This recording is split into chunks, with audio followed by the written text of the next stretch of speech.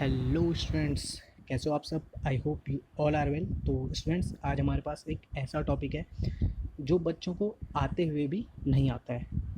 तो directly and inversely proportional. अब देखो, सबसे पहले डायरेक्टली प्रोपोर्शनल देखते हैं हम। ठीक, A is directly proportional to B, तो उसको हम कैसे लिखेंगे? A is directly proportional to B. और अगर B is directly proportional to A है तो वो कैसे लिखेंगे? ऐसे। ठीक, इसमें ये ज़रूरी है डायरेक्टली प्रोपोर्शनल में। क्यों? क्योंकि हमारे रेशियो चेंज हो जाते हैं। नहीं तो अगर इसका कांस्टेंट 4/3 होगा तो इसका कांस्टेंट 3/4 हो जाएगा। खैर, ये तो बात की बातें हैं। सबसे पहले आपको तो ये तो पता है कि एक इंक्रीज़ होगा या डिक्रीज़ होगा तो दूसरा भी इंक्रीज़ या डिक्रीज़ होगा। A is directly proportional to B. A increase या डिक्रीज़ होगा तो बी भी इंक्रीज़ या डिक्रीज़ होगा। सही है, वो होगा ही। बट कितना होगा? कितना होगा? तो ए जितना परसेंट इंक्रीज़ या डिक्रीज़ होगा, बी भी उतना ही परसेंट इंक्रीज़ या डिक्रीज़ होगा। तो अब ऐसे ज़्यादा समझ में आएगा आपके। एक कांस्टेंट ले लेते हैं, ए इज इक्वल टू के बी। ठीक, के क्या है? कांस्टेंट है जो कभी चेंज नहीं होगा ए और बी की वैल्यूज़ के लिए। अब देखो, A by B is equal to K कर सकता हूँ मैं? बिल्कुल कर सकता हूँ। तो मतलब ये रेशियो जो होगा वो हमेशा इसके इज इक्वल टू होगा। अब देखो, सपोज़ मैं इसको 40 और इसको कर लेता हूँ 30। ठीक, ये क्या था? ए था। ए इज इक्वल टू 40 और बी इज इक्वल टू 30। तो जो ये के हुआ, जो रेशियो हुआ, कांस्टेंट हुआ, वो कितना हुआ? 4/3 हुआ। 4/3 हुआ। ठीक है। अब देखो, अगर मैं इसको 10% इसका इंक्रीज़ करता हूँ, 10%। देखो, जैसे कोई नंबर है ना, जैसे 400 है, इसका 10% क्या होगा? यहाँ पे पॉइंट लगा दो, 40। और इसका 1% कितना होगा? यहाँ पे पॉइंट लगा दो, 4। और इसका 0.1% कितना होगा? यहाँ पॉइंट लगा दो, 0.4। समझ में आया? अब देखो, मैंने 10% इसका इंक्रीज़ किया। ठीक है, 10% कितना हुआ? 4 हुआ। 4 हुआ ना, यहाँ पॉइंट लगा दो, 4 हुआ। तो प्लस कर दो उसको, 44। और इसका भी 10% इंक्रीज़ कर लो तो यहाँ पे पॉइंट लगेगा। ठीक, तो 30 में 3 प्लस कर लो तो 33। अब काट दो 11 से 4 टाइम्स, 11 से 3 टाइम्स, तो 4/3। ये रेशियो चेंज नहीं होने वाला, कांस्टेंट वही रहेगा। और अगर मैं डिक्रीज़ करता हूँ, देखो 10% डिक्रीज़ करता हूँ, दोनों में 10 करो, 20% करो, कितना भी परसेंट इंक्रीज या डिक्रीज़ करो, ये चेंज नहीं होने वाला। बस क्या होगा दोनों में? अगर इसमें जितना परसेंट इंक्रीज़ होगा इसमें भी उतना ही परसेंट इंक्रीज़ होगा, जितना परसेंट डिक्रीज़ होगा इसमें, इसमें भी उतना ही परसेंट डिक्रीज़ होगा। समझ में आई ये बात? अब देखो, डिक्रीज़ करता हूँ मैं। ठीक, 10% डिक्रीज़ करो, इसमें से 36 हो गया। ओके, इसमें 10% डिक्रीज़ करो तो कितना हो गया? 27 हो गया। ओके, 9 से 4 टाइम, 9 से 3 टाइम्स, 4/3 कभी चेंज नहीं होगा। तो डायरेक्टली प्रोपोर्शनल का मतलब क्या है? एक जितना परसेंट इंक्रीज़ होगा, दूसरा इंक्रीज़ या डिक्रीज़ होगा, दूसरा भी उतना ही परसेंट इंक्रीज़ या डिक्रीज़ होगा। ओके, दूसरी बात मैंने क्या कहा था? A is directly proportional to B होगा तो उसको ऐसे लिखेंगे, और B is directly proportional to A होगा तो उसको ऐसे लिखेंगे। ये कहा था मैंने। क्यों? क्योंकि बाद में रेशियो चेंज हो जाएंगे। जो ए बाई बी था ना, वो बी बाई ए हो जाएगा। किसके लिए? इसके लिए। समझ गए?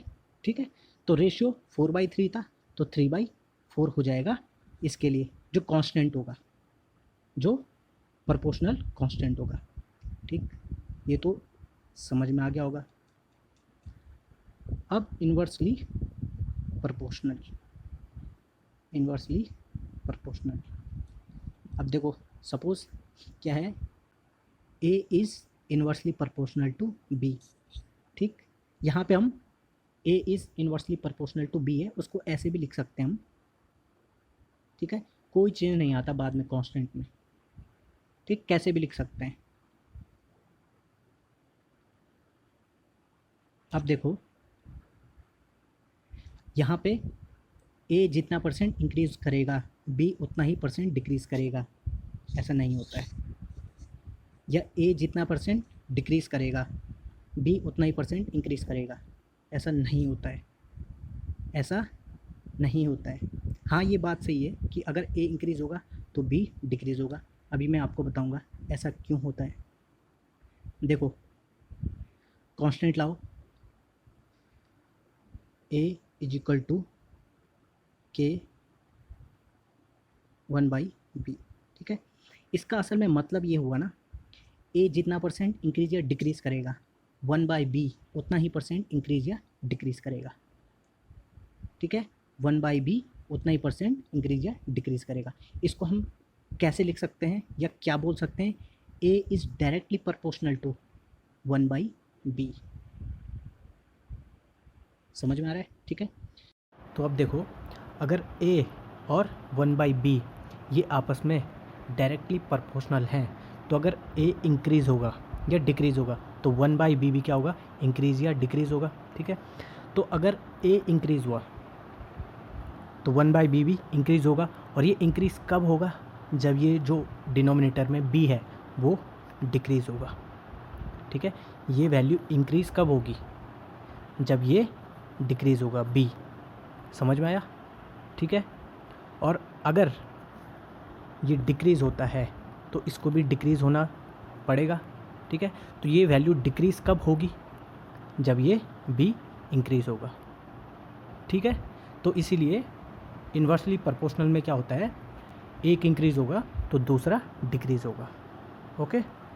तो यहाँ देखो अगर मैं इसको 30 और इसको 20 लिखता हूँ, देखो इसको 30 करूँगा और ये के तो कांस्टेंट है जो कभी चेंज नहीं होगा, और इसको इनटू है, पॉइंट लगा दिया मैंने, इसको 20 करूँगा तो ये कितना होगा, 600 हो जाएगा। जो हमारा कांस्टेंट है ये कितना हो जाएगा, 600, ठीक है।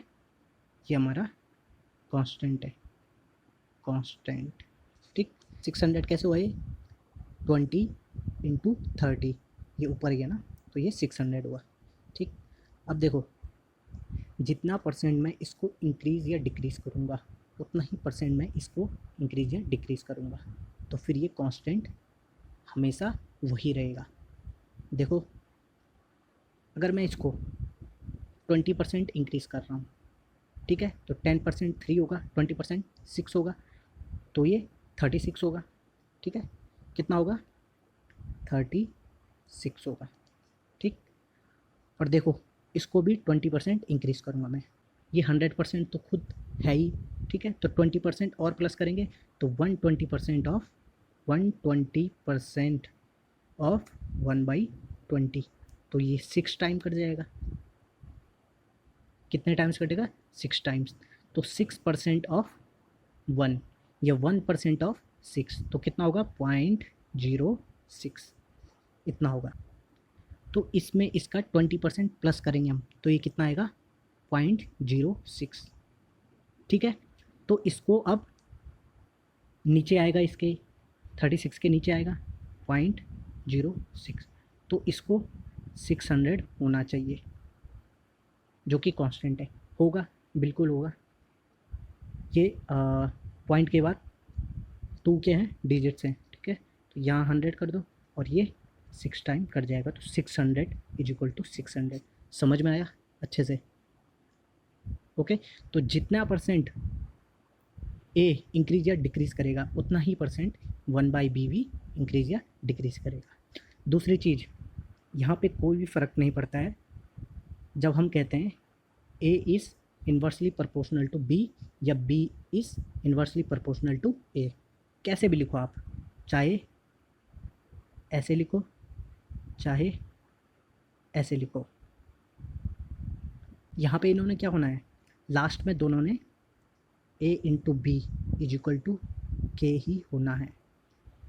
और डायरेक्टली प्रोपोर्शनल में क्या था, 1/b इज इक्वल टू के, या तो b/a इज इक्वल टू के, ठीक है।